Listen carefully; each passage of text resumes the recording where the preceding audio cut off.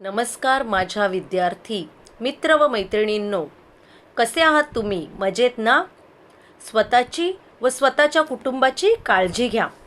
तर मुलांनो, आपण बघत आहोत पाठ क्रमांक 3, बेटा मी ऐकतो आहे, आणि लेखक आहेत व.पु. काळे.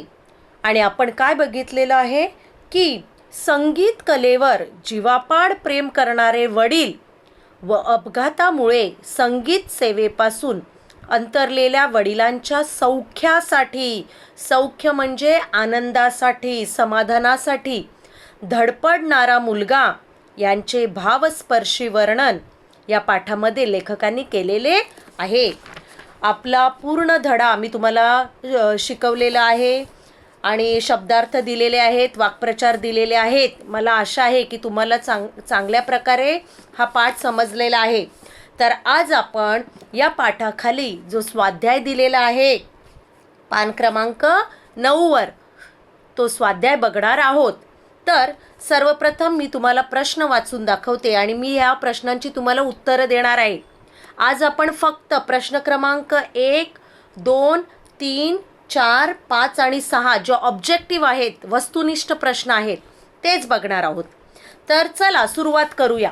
तर प्रश्न पहिला आहे, योग्य पर्याय ओळखून वाक्य पूर्ण करा. मतलब यहाँ पे आपको एक सेंटेंस दिया है और नीचे उसके ऑप्शंस दिए हैं, आंसर्स दिए अलग अलग. जो सही आंसर है वो आपको चुनना है. तो पहिला प्रश्न काय आहे? अ, लेखकांना शिरीषला कार्यक्रम द्यायचा नव्हता, कारण. आणि खाली त्यांनी 4 पर्याय दिलेले आहेत, ऑप्शन्स दिले. आ क्वेश्चन, लेखकांना आजपर्यंत बसला नव्हता तेवढा धक्का बसला, कारण. आणि 4 पर्याय आहेत. मुलांनो, मी तुम्हाला याची उत्तरं देणार आहेत हां, पण आपण आता फक्त प्रश्न बघणार आहोत. त्याच्यानंतर आहे प्रश्न क्रमांक 2, आकृतीबंध पूर्ण करा. आकृती जो डायग्राम आहे तो आपल्याला पूर्ण करायचा आहे. आणि काय दिलेला आहे आपला प्रश्न? शिरीषची स्वभाव वैशिष्ट्ये. हां, म्हणजे शिरीषमध्ये कोणकोणते गुण होते, त्याचा स्वभाव कसा होता, ते आपल्याला इकडे त्याचे गुण लिहायचे आहेत. प्रश्न तिसरा आहे, जोड्या जुळवा, मॅच द फॉलोइंग. तर इथे काय दिलेलं आहे? 2 तुम्हाला चौकट दिलेले आहेत आणि तिथे शब्द आहेत आणि तुम्हाला ते पुन्हा लिहायचं आहे. संबंध ओळखून. काय आहे संबंध? तर हे आहेत तुमचे विरुद्धार्थी शब्द आहेत. हां, मी तुम्हाला याची उत्तरं पण देणार आहेत. तर कोणकोणते शब्द आहेत बघा? धीट, हजर, सुंदर, स्तुती, भित्रा, गैरहजर, कुरूप, निंदा. आपण उत्तर याची बघणार आहोत. पुढे आहे प्रश्न क्रमांक 4, खालील परिणामाबाबतच्या घटना लिहा. म्हणजे परिणाम म्हणजे काय इफेक्ट झाला, पण त्या इफेक्ट मागे घटना मतलब इंसिडेंट कौन सा था वो आपको लिखना है. आता पहिलं आहे, वडिलांच्या चेहऱ्यावर तृप्तीचे समाधान होते. तृप्ती मतलब समाधान, सॅटिस्फॅक्शन. हां, तृप्ती. तर ते का होते वडिलांच्या चेहऱ्यावर? त्याच्या मागे कोणती घटना होती? वो रीज़न क्या है कि वो खुश थे, वो आपको लिखना है. शिरीषला वारंवार खेद वाटायचा. खेद मतलब खंत, वाईट वाटायचं. का वाईट वाटायचं? उसका रीज़न क्या है वो आपको लिखना है. प्रश्न 5, खालील वाक्यात अधोरेखित शब्दाऐवजी, अधोरेखित मतलब अंडरलाइन, शब्दाऐवजी पाठात आलेले योग्य वाक्प्रचार शोधून वाक्य पूर्ण करा. मतलब जो अंडरलाइन किए हुए शब्द है वो निकाल के उसी के मीनिंग वाले सेम वाक्प्रचार जो इस लेसन में आए हैं वो डाल के आपको ये सेंटेंस वापस लिखना है. ओके. तर पहिलं वाक्य काय आहे? वर्गातील विद्यार्थ्यांनी शिक्षकांचे शिकवणे लक्षपूर्वक ऐकले पाहिजे. मी उत्तर देणार आहे. आपण आता फक्त प्रश्न बघत आहोत. हां. दुसरं आहे, आपल्या शाळेचे नाव वाईट होऊ नये म्हणून प्रत्येक विद्यार्थ्याने काळजी घ्यायला हवी. इथे अंडरलाईन कोणत्या शब्दांना केलेला आहे? वाईट होऊ नये. नेक्स्ट वन, उत्तम वादनाने लेखकाचे शिरीषबाबतचे मत चांगले झाले. इस सेंटेंस में मत चांगले झाले इन शब्दों को अधोरेखित या अंडरलाइन किया है. Now we have the last question. खालील शब्द व त्यांचे अर्थ यांच्या जोड्या लावा. शब्द दिलेले आहेत आणि अर्थ मतलब समानार्थी शब्द हो गए. ओके, तर शब्द कोणते आहेत? अ गटामध्ये कोलाहल, अगतिक, तरेवाईक, मुसाफिर, उद्युक्त. हां, आणि ब गटामध्ये काय आहे? प्रवासी, विचित्र, प्रेरित, गोंधळ, गरजू. तर मुलांनो, आज आपण प्रश्न क्रमांक 6 पर्यंत उत्तरं बघणार आहोत, कारण हे ऑब्जेक्टिव्ह आहेत. ऑब्जेक्टिव्ह मतलब वस्तुनिष्ठ प्रश्न. और प्रश्न क्रमांक 7 जो है वो हम लोग कल डिस्कस करेंगे. ओके, तो अभी हम लोग चलते हैं आंसर की तरफ. ओके, तो आपका आंसर, फर्स्ट क्वेश्चन का आंसर, पहला क्वेश्चन हम लोगों ने पढ़ा, मालूम है? योग्य पर्याय निवडा, चूज द करेक्ट ऑप्शन.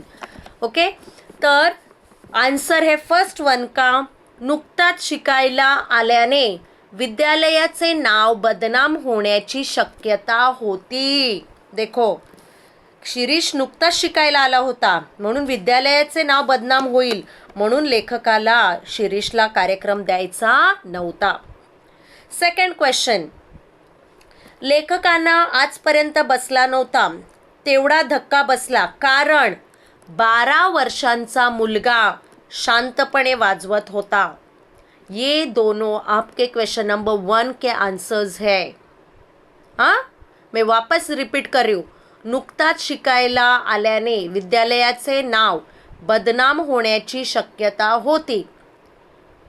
आणि दुसऱ्याचं उत्तर आहे आ प्रश्नाचं, 12 वर्षांचा मुलगा शांतपणे वाजवत होता.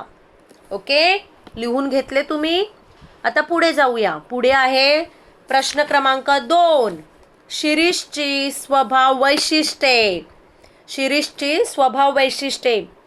आपल्या पुस्तकामध्ये स्वभाव वैशिष्ट्ये दिलेले आहेत. त्याच्यातला पहिला आहे धीटपणा, दुसरा आहे आत्मविश्वास, कॉन्फिडन्स. धीटपणा मतलब करेज. आकलन शक्ती चांगली. तुम्ही आकलन शक्ती दांडगी असं लिहिलं तरी चालेल. आकलन शक्ती म्हणजेच काय? Grasping capacity. ग्रास्पिंग, कोई भी चीज़ समझने की जो ताकत रहती है. हाँ, कोई भी चीज़ सीखने की ताकत. मेहनती, शिरीष खूप मेहनती होता. आपण बघितलं ना की 24 तास तो सराव करू लागला, म्हणजे तो मेहनती आहे, हुशार आहे. इंटेलिजंट, मेहनती म्हणजे हार्डवर्किंग. आणि तुम्ही स्वतःहून पण तुम्हाला वाटलं की शिरीषमध्ये हे गुण आहेत ते पण तुम्ही लिहू शकता तरी बरोबर आहे. ओके, तर हे झाले प्रश्न दुसऱ्याचं उत्तर. आता आपण जाऊया प्रश्न तिसरा, जोड्या जुळवा. धीट, त्याचा विरुद्धार्थी शब्द आहे भित्रा. धीट म्हणजे काय? धीट म्हणजे करेजियस, भित्रा, डरपोक जैसे हम लोग बोलते हिंदी में. हजर, गैर हजर मतलब प्रेजेंट एंड एब्सेंट. सुंदर, कुरूप. सुंदर मतलब ब्यूटीफुल, कुरूप मतलब अगली. स्तुति, निंदा. स्तुति मतलब किसी की तारीफ करना, निंदा मतलब किसी की बुराई करना. मैंने एक्सप्लेन किया है आपको लेसन पढ़ाते समय. तो ये हो गए प्रश्न तीसरा जो है जोड्या जुड़वा, उसके आंसर्स. ओके, वापस एक बार रीड करूँ मैं. धीट, भित्रा, हजर, गैरहजर, सुंदर, कुरूप, स्तुति, निंदा. अभी हम लोग जा रहे हैं प्रश्न क्रमांक 4 की तरफ. तर क्या है प्रश्न क्रमांक 4? खालील परिणामाबाबतच्या घटना लिहा. मतलब आपको परिणाम दिए है, क्या परिणाम हो गया, तो उस परिणाम के पीछे वजह क्या है, उसका रीज़न क्या है, वो आपको लिखना है. तो फर्स्ट क्वेश्चन है, वडिलांच्या चेहऱ्यावर तृप्तीचे समाधान होते, मतलब उनके चेहरे पे सैटिस्फैक्शन कब था, तो इसका आंसर है शिक्षकांनी 20 मिनिटे वॉयलिन वाजवले. शिक्षक या लेखक वो लिखेंगे तो भी बराबर है. 20 मिनिटे वॉयलिन वाजवले तेव्हा वडिलांच्या चेहऱ्यावर तृप्तीचे समाधान होते. प्रश्न दुसरा आहे, शिरीषला वारंवार खेद वाटायचा. कारण नानांना काहीच ऐकू येत नव्हते. खेद म्हणजे वाईट वाटायचं. का वाईट वाटायचं? कारण शिरीष खूप मेहनत करत होता, खूप चांगल्या प्रकारे व्हायोलिन वाजवत होता, परंतु नानांना काहीच ऐकू येत नव्हतं. ह्या गोष्टीचं त्याला खेद व्हायचं. ओके, हे झाले प्रश्न 4चे उत्तर. आता आपण जाऊया प्रश्न क्रमांक 5. खालील वाक्यात अधोरेखित शब्दाऐवजी पाठात आलेले योग्य वाक्प्रचार शोधून वाक्य पुन्हा लिहा.